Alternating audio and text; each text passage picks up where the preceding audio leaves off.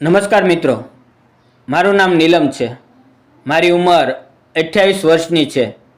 મેં BA પૂરું કર્યું છે, પણ ઘરની આર્થિક તંગીને કારણે સારો સંબંધ ન આવ્યો.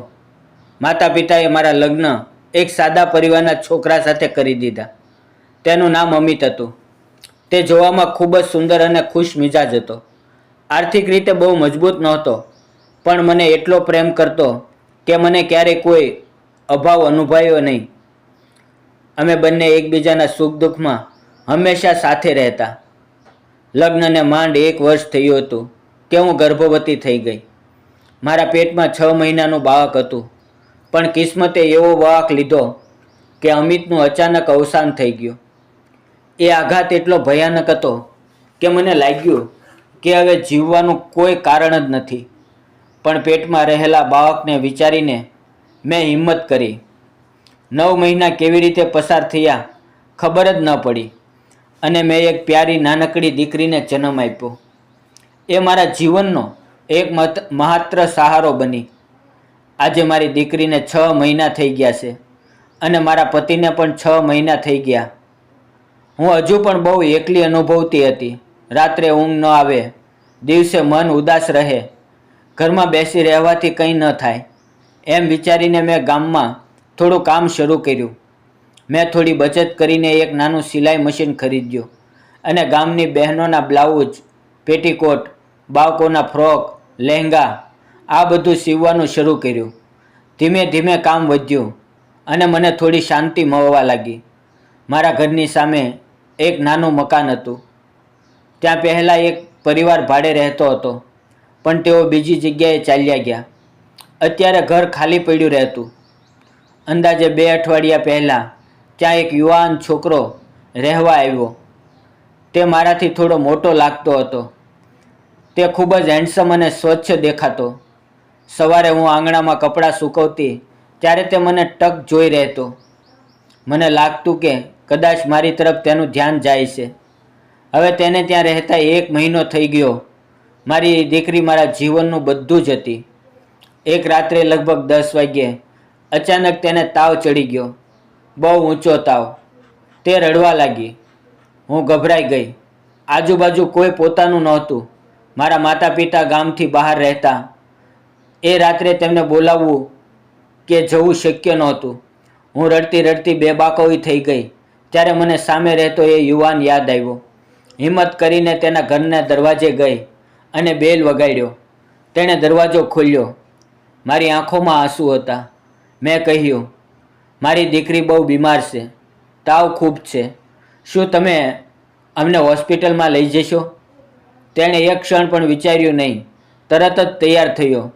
દીકરીની તબિયત જોઈ બાઇક કાઢી અને મને કહ્યું, ચાલો ઝડપથી.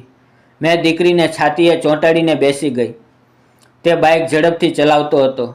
હોસ્પિટલ પહોંચીને ડૉક્ટરે તપાસ કરી, ઇન્જેક્શન આપ્યું, દવા લખી. થોડી વારમાં દીકરીને રાહત થઈ. ડૉક્ટરે ઘરે જવાની પરવાનગી આપી. હું એટલી ગભરાટમાં હતી કે પૈસા લાવવાનું જ ભૂલી ગઈ. તે યુવાને જ બધી ફી ભરી. મેં આંસુ ભરી આંખે કહ્યું, હું તમારા પૈસા જરૂર પાછા આપીશ. તમારો ખૂબ ખૂબ આભાર. ઘરે પાછા આવ્યા. મેં કહ્યું, અંદર આવો, પાણી પીને જાઓ. તેણે કહ્યું, ખૂબ મોડું થઈ ગયું છે, પછી આવીશ. મેં આગ્રહ કર્યો. 1000 રૂપિયા કાઢ્યા તો તેણે લીધા જ નહીં અને બોલ્યો, આ ઉપકાર નથી, જરૂર પડે તો કહેજો. આપણે એકબીજાના સહારો બનવા જોઈએ. પછી તેણે મને પૂછ્યું, તમે અહીંયા એકલા જ છો? મેં કહ્યું, હા, હું વિધવા છું.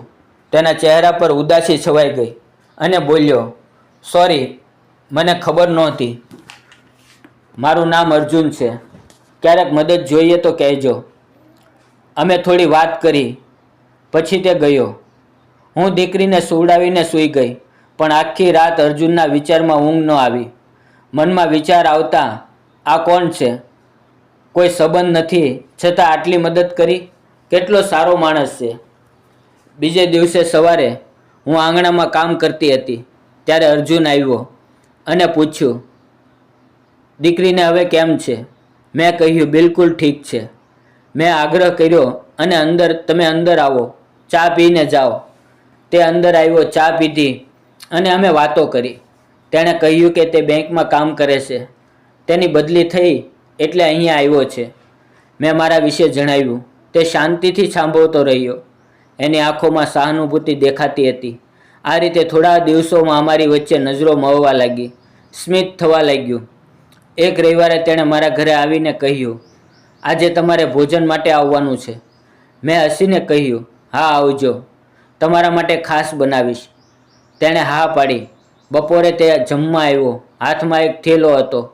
મેં પૂછ્યું, આમાં શું છે? તેણે કહ્યું, ખોલીને જુઓ.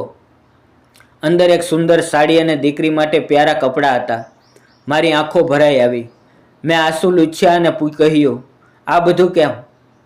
તે બોલ્યો, તમને જોઈને ખુશી થાય છે. તમે મને ઘણા નજીક લાગો છો. હું અંદર ગઈ અને સાડી પહેરી વાવ ખુલ્લા છોડીને બહાર આવી. તે મને જોતો જ રહ્યો. ધીમે ધીમે પાસે આવ્યો, મારો હાથ પકડ્યો અને બોલ્યો, નીલમ, માફ કરજે. તું એટલી સુંદર છે, તારો સ્વભાવ એટલો સારો છે. મને તારા પર પ્રેમ થઈ ગયો છે. શું તું મારી સાથે લગ્ન કરીશ? હું તને અને તારી દીકરીને પોતાના જેવું અપનાવીશ. મારું દિલ ધડકી ગયું. મેં પૂછ્યું, તારા માતા પિતા મને સ્વીકારશે? હું વિધવા છું. તેણે કહ્યું, ચિંતા ન કર, હું સમજાવીશ. તું બસ આ તો કહે. મેં આંખોમાં આંસુ સાથે માથું હલાવ્યું. થોડા દિવસોમાં તેણે બધું કહી દીધું. તેના માતા પિતા મારા ઘરે આવ્યા, મને જોઈ, પછી વાત કરી અને મને પોતાની દીકરી જેવી માની લીધી.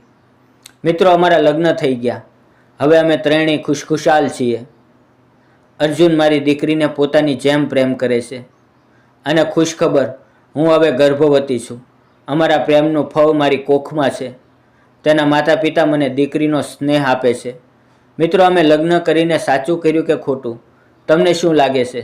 સાચો પ્રેમ અતીત જોતો નથી, એ તો દિલની સચ્ચાઈ અને વિશ્વાસ જુએ છે. વિધવા હોય કે ગરીબ, દુઃખી હોય કે તૂટેલું મન ધરાવતું, સાચો સંબંધ ત્યારે જ બને જ્યારે બે દિલ એકબીજાને સમજે અને સાથે જીવવાનું નક્કી કરે. મિત્રો, આ વાર્તા તમને કેવી લાગી? કોમેન્ટમાં જરૂર જણાવજો. અને સારી લાગી હોય તો લાઇક, શેર અને સબસ્ક્રાઈબ કરજો. મિત્રો, વિડીયોમાં આવેલા નામ, પાત્ર અને ઘટના ફક્ત કાલ્પનિક હતા. તેનો કોઈ પણ વ્યક્તિ, ધર્મ કે જાતિ સાથે સંબંધ નથી. આ વિડીયો માત્ર શૈક્ષણિક ઉદ્દેશ અને મનોરંજન માટે બનાવવામાં આવ્યો છે. ફરી મળશું મિત્રો એક નવી વાર્તામાં, એક નવા વિડીયોમાં. ત્યાં સુધી આવજો. વિડીયો પૂરો જોવા બદલ આપ સૌ મિત્રોનો દિલથી ખૂબ ખૂબ ધન્યવાદ મિત્રો.